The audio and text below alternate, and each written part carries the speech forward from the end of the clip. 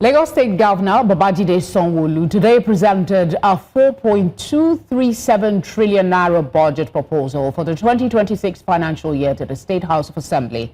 Tagged Budget of Shared Prosperity, the governor says the plan focuses on accelerating infrastructure delivery, strengthening health and education, and expanding social protection across the state.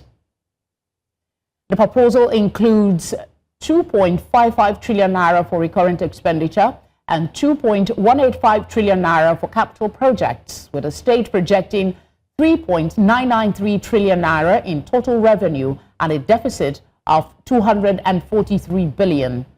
Sanwo-Olu also disclosed that the government has implemented 81% of the 2025 budget so far, amounting to 2.86 trillion naira, which he says reflects sustained fiscal discipline and growth.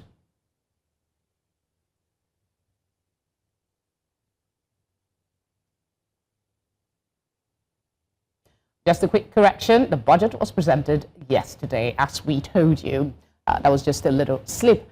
We have Olusesan Okunade, a financial expert. He joins now for a review or a breakdown, if you please, of the Lagos 2026 appropriation. Good to have you on the news. How does the budget of shared prosperity address the needs of Lagos residents, particularly in areas like healthcare and education, given the allocations of 338.449 billion and the other respectively? Thank you very much, Dashana, and good evening to all our viewers across the globe. Just like you said in your prologue, Mr. Governor presented the appropriation bill, the budget for 2026 to the State House of Assembly yesterday to the tune of 4.2 million. And it will be worthy to say that Mr. President and Mr. Governor is looking beyond some of the issues that we have, considering some of the things that state have actually put in place to take care of an area that can be considered as threat, even to the survivor. The budget is referred to as that of shared prosperity, and that is confirmed from some of the things that were actually made deliverable in that area. You discovered that we had more in the area of health, in the area of environment, in the area of education, and that speaks to moving in the area of prosperity, considering the fact that there is considerable collaboration from the meeting that was held on Monday between the Southwest Governor in the area of security. So with that which we have enjoyed in Lagos, I feel the government is looking in the right direction of doing the right thing to create a better and harmonized growth for the citizen of Lagos State. With the projected deficit of 243 billion naira, how does the state plan to manage its finances and ensure sustainable growth, considering the current economic climate? Yeah, well, budget is something that you are just giving projection of. We cannot actually depict what will be.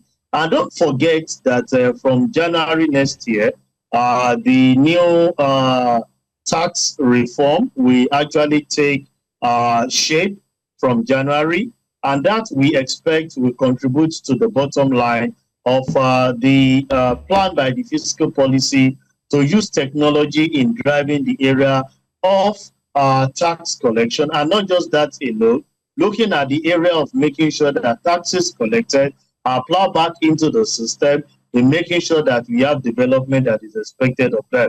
So this is a budget without a deficit. At least the deficit, when you look at the percentage on grant, I don't think it's up to 10% of what is actually being projected as expenses as the actual budget. And that speaks volume that if you are able to drive more in the area of revenue for the state with the infrastructure that will definitely be provided, that will give a better living for the people of Lagos State, we should be able to close the gap because when there are better welfare for the people and the safety and security is actually guaranteed, then definitely there will be prosperity in the land. So I'm really not too scared about the deficit.